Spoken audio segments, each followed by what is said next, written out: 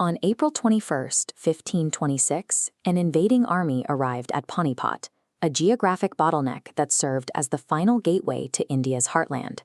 Waiting to defend that gateway was Ibrahim Lodi. He controlled the Delhi Sultanate, a sprawling, deeply established empire that was, by this point, highly unstable and fractured by internal anarchy. Marching down from Kabul to exploit that instability was Babur, an aggressive and ambitious military commander looking to expand his territory. On paper, the impending clash was entirely lopsided.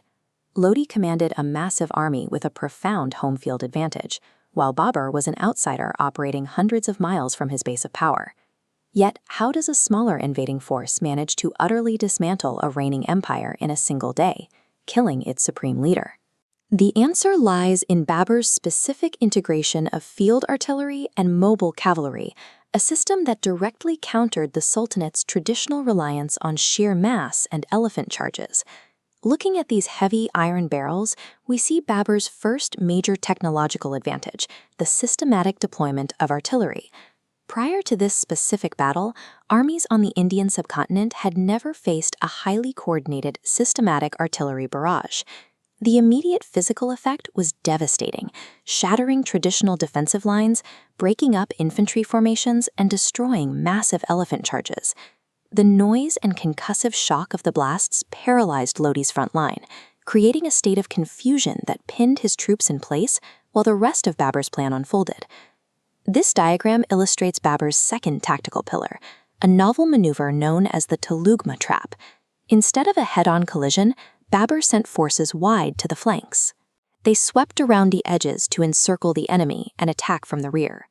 Pulling off a flanking arc of that size required a specific kind of soldier, represented here by Babur's highly skilled elite cavalry.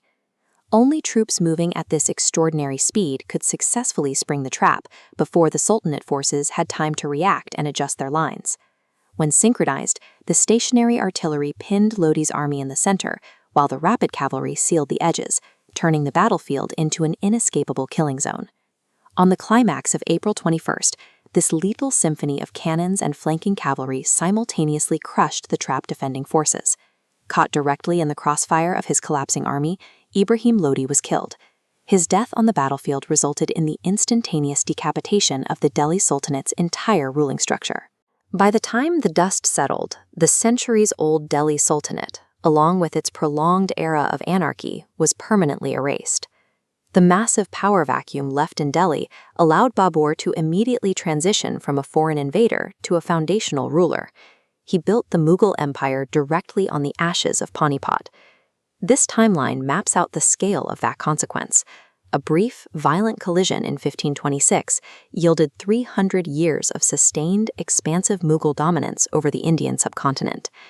The First Battle of Panipat stands as the specific point where the integration of artillery and elite cavalry ended the Sultanate era and established the governing structure of the Mughal Empire.